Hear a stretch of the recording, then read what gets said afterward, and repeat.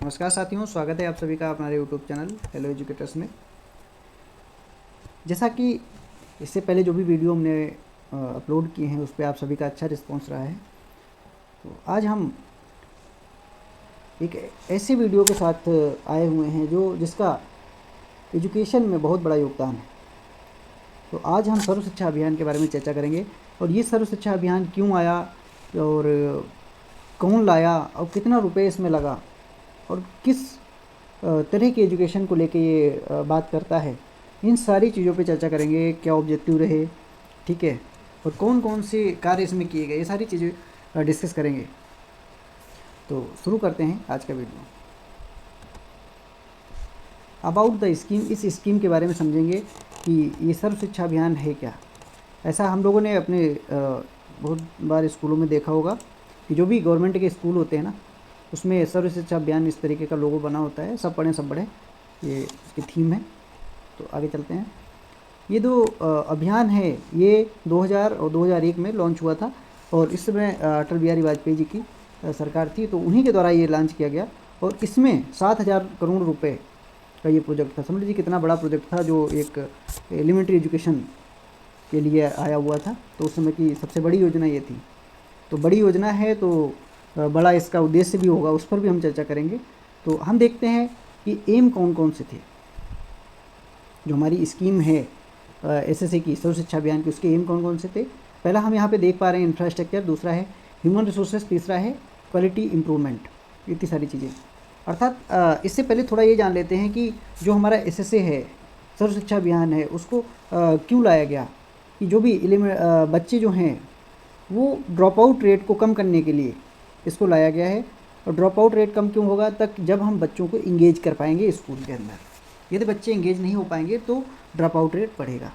इसलिए इस स्कीम को लाया गया, जिसके एम रखे गए इंफ्रास्ट्रक्चर को अच्छा करना। ठीक है, इंफ्रास्ट्रक्चर को अच्छा कैसे करेंगे, जहाँ पे स्कूल नहीं हैं वहाँ पे स्कूल खोलेंगे। ठीक है, एक्सेस प्रोवाइड करवाएंगे, अर्थात बच्चा जो है स्कूल तक पहुँच सके, तो पहुँच बनाएंगे। जहाँ स्कूल नहीं है वहाँ नए नए स्कूल खुलेंगे, और जहाँ पर क्लासरूम नहीं है वहाँ पे क्लासरूम बनाई जाएंगी। जहाँ पे सिर्फ एक कमरा है वहाँ पे एडिशनल रूम बनाया जाएगा। ठीक है, टॉयलेट्स की व्यवस्था अच्छी करी जाएगी, पानी की व्यवस्था अच्छी करी जाएगी। ठीक है, ये सारी चीज़ों पे बल दिया गया। यदि क्लासरूम में चेयर नहीं है तो चेयर डलवाई जाएंगी। ठीक है, ब्लैक बोर्ड नहीं है तो वो करवाए जाएंगे। ये सारी चीज़ों पे ध्यान दिया गया है। फिर ह्यूमन रिसोर्सेज में क्या है कि यदि स्कूल के अंदर एक टीचर है तो वहाँ पे नए टीचर अपॉइंट किए जाएंगे। ठीक है, जो ट्रेनिंग टीचर हैं उनको और ज़्यादा ट्रेनिंग दी जाएगी, और जो टीचिंग के लिए मटेरियल है उसको डेवलप करवाया जाएगा, ताकि नए नए टेक्निक के माध्यम से पढ़ाया जाए, ताकि बच्चों को और इंटरेस्ट पैदा हो। ठीक है, फिर उसके बाद आते हैं यहाँ पे standard of the academic support structure cluster. और जो भी एकेडमिक सपोर्ट के लिए ब्लॉक स्तर पे और डिस्ट्रिक्ट लेवल पे जो एजुकेशनल एकेडमिक सपोर्ट के लिए और उसको मजबूत किया गया कि वहाँ से भी सपोर्ट मिल सके। फिर क्वालिटी इंप्रूवमेंट के लिए क्या क्या किया गया कि जो भी एलिमेंट्री एजुकेशन में क्वालिटी एजुकेशन प्रोवाइड करवाई जाए, जिसके साथ साथ जो लाइफ स्किल हैं, डेली की लाइफ स्किल हैं, उसको भी सिखाया जाए बच्चों को, ताकि ये ना लगे कि स्कूल में जो पढ़ाया जा रहा है वो हमारे जीवन में कहीं पे उपयोग में नहीं आ रहा है। ठीक है, तो उसको इस तरीके से पढ़ाया जाए कि उनकी डेली लाइफ में यूज हो सके, ताकि उनको लगे कि हाँ, जो हम एजुकेशन ले रहे हैं वो कहीं ना कहीं हमें यूजफुल है। ठीक है, फिर स्पेशल फोकस स्पेशली किस पे फोकस किया गया, जो भी हमारी गर्ल्स एजुकेशन पे स्पेशली फोकस किया गया, और CWSN स्पेशल नीड वाले बच्चों पे स्पेशली फोकस किया गया इसमें। फिर provide computer education to bridge the digital divide, यहाँ पे थोड़ा वो हो गया है। तो कंप्यूटर एजुकेशन को प्रोवाइड किया गया ताकि जो भी गैपिंग है उसको पूरा किया जा सके, फुलफिल किया जा सके। ठीक है, फिर यहाँ पे हम फीचर देखेंगे कि कौन कौन सी विशेषताएं थीं सर्व शिक्षा अभियान की। ये जो प्रोग्राम है या था, जो प्रोग्राम था वो एक क्लियर टाइम फ्रेमवर्क था। अब क्लियर टाइम फ्रेमवर्क क्या होता है, इसमें एक टाइम डिसाइड किया गया कि सन 2010 तक जो एलिमेंट्री एजुकेशन है वो बच्चे की पूरी हो जानी चाहिए। तो इसलिए टाइम फ्रेमवर्क था फॉर यूनिवर्सल एलिमेंट्री एजुकेशन के लिए, ये एक टाइम फ्रेमवर्क था। ये response to the demand for quality basic education all over the country.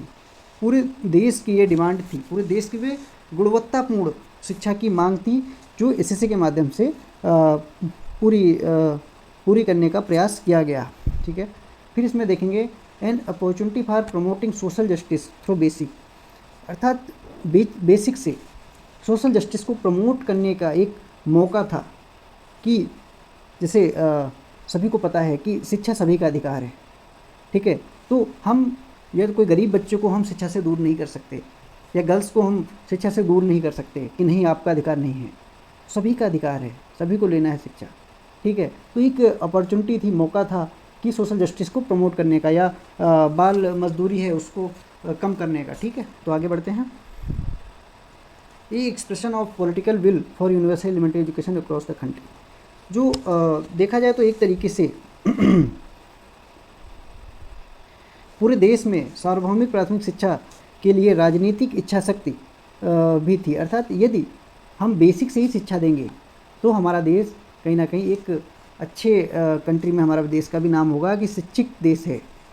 जहाँ पे शिक्षा के लेवल की बात की जाती है तो कौन कौन सी कंट्री कितनी शिक्षित हैं, तो वहाँ पे हमारा देश अगर अच्छा तभी आएगा जब हम बेसिक एजुकेशन स्ट्रॉन्ग करेंगे, ताकि बच्चा आगे भी अच्छी गुणवत्तापूर्ण शिक्षा ले सके। तो एक कहीं ना कहीं पॉलिटिकल व्यू भी ये था शिक्षा के प्रति। ये partnership between central state and local government, SSC में क्या किया गया कि एक ये इतना बड़े स्तर का प्रोग्राम था जो ज़मीनी लेवल से तक गया, ठीक है। तो इसमें क्या किया गया, सेंट्रल और स्टेट और लोकल गवर्नमेंट की एक पार्टनरशिप के रूप में इसको देखा गया कि तीनों की प्रतिभागिता कहीं ना कहीं समान थी इसमें, ठीक है।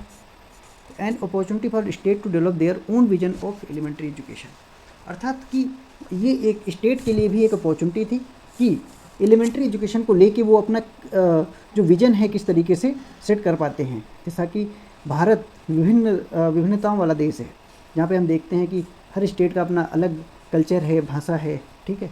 तो उसके लिए एलिमेंट्री एजुकेशन के लिए किस तरीके का वो सिलेबस डिसाइड करेगा, किस तरीके का वो विजन तैयार करेगा, ठीक है, किस तरीके की वो गुणवत्तापूर्ण शिक्षा उसको देगा, इस तरीके का हर स्टेट को वो मौका मिला, अपॉर्चुनिटी मिली, ठीक है। उसको और अच्छा किस तरीके से बनाया जाए उस पर काम करने का मौका दिया गया, अपॉर्चुनिटी दी गई। इसको सही तरीके से ये जो हमारा एसएसए था इसको लागू हो जाए, जिसके लिए सभी को इन्वॉल्व किया गया, जिसमें पंचायती राज जो इंस्टीट्यूशन है उनको, स्कूल मैनेजमेंट को, कमेटी को, गांव और urban slum level education committee को, पेरेंट्स को, टीचर को, इसमें सभी को इन्वॉल्व किया गया, ताकि जो हमारा एसएसए है, सर्व शिक्षा अभियान है, उसमें अच्छा सुधार हो सके, अच्छी गुणवत्तापूर्ण शिक्षा मिल सके, ताकि सभी का ये जो हमारा ऑब्जेक्टिव है इसका वो पूरा हो सके, ठीक है। तो सभी को इसमें इन्वॉल्वमेंट मिला। ऑब्जेक्टिव ऑफ द स्कीम, इसके उद्देश्य कौन कौन से थे उस पर हम देखते हैं कि ऑल चिल्ड्रन इन स्कूल, सभी बच्चे जो है वो स्कूल में होने चाहिए, इस पर बल दिया गया, जिसके लिए education guarantee centre, alternate school, back to school, ये सारे कैंप चलाए गए 2003 तक। अर्थात इस कैंप के दौरान सभी बच्चे, अर्थात 2003 तक सभी बच्चे स्कूल के अंदर होने चाहिए, ठीक है। ये एक इस तरीके का अभियान चलाया गया। मतलब सन 2000 में या 2001 में ये योजना आई, ठीक है, एसएसए आया। उसके 2 साल बाद अर्थात 2003 तक ये लक्ष्य रखा गया कि सारे बच्चों को हमें स्कूल में लाना है, ठीक है, स्कूल में एडमिट करवाना है।